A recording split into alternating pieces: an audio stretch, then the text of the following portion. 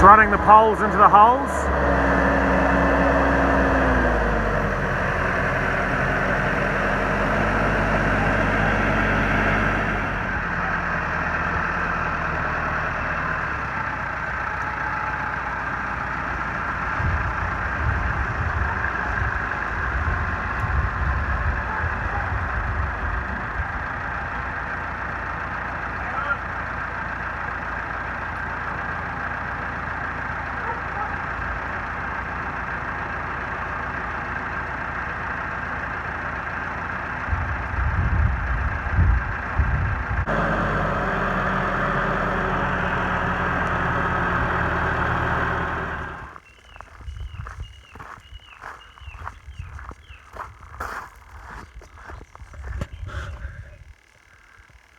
So, got the new workshop underway.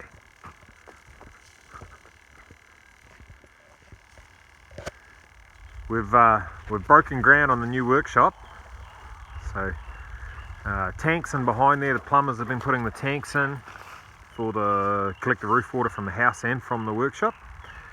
Had a mate come in yesterday, and we've all got all the holes. And Dad and me and my father-in-law have stood up all the poles today.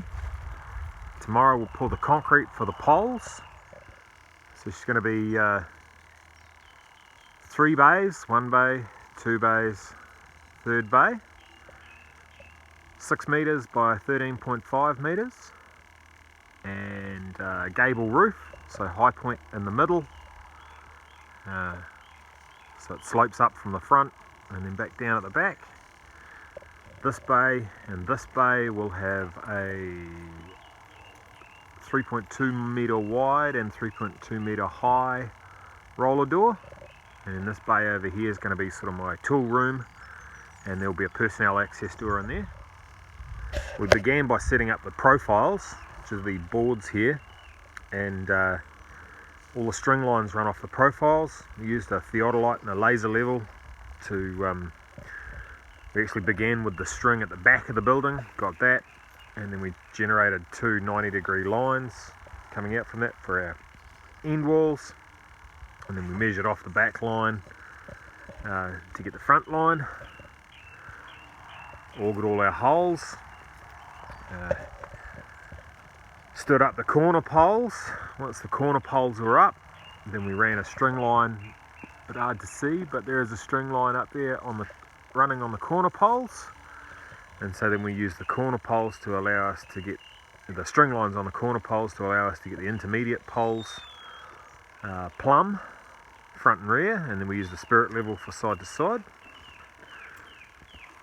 Yeah, so we're making a little bit of progress, and I won't have to have all my gear in a tiny little 20-foot shipping container.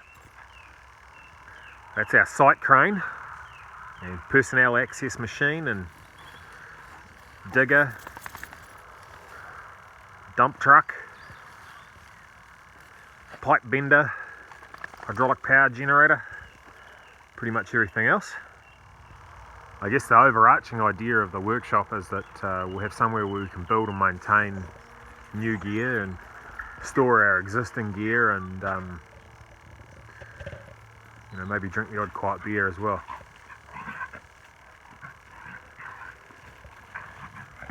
Obviously this is well, it's bigger than my shipping container, but it's not as big as the shed, the workshop I had at the last property.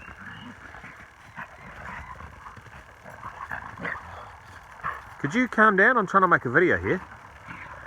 So yeah, not as big as the workshop at the last property. So we're sort of doing it in stages. We'll see how we get on once we've got this existing workshop built. We've got a few other little projects to do, so the dogs are in... Oi! I said quiet, leave each other alone. The dogs are in relatively temporary sort of accommodation, so I need to get some new accommodation put up. Hey, quiet now.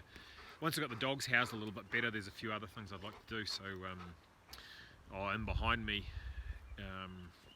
need to fence off a yard and lay down some gravel and a few other bits and pieces.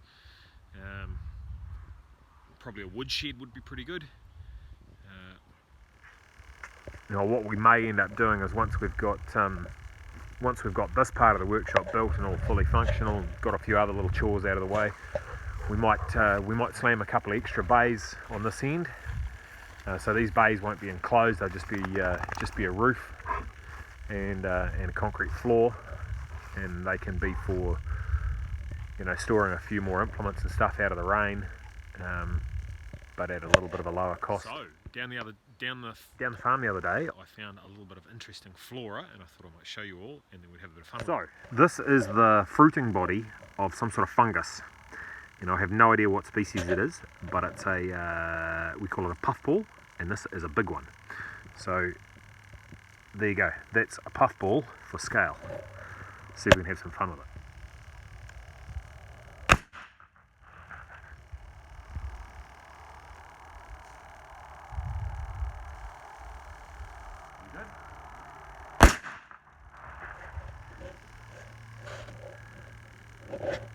Ew.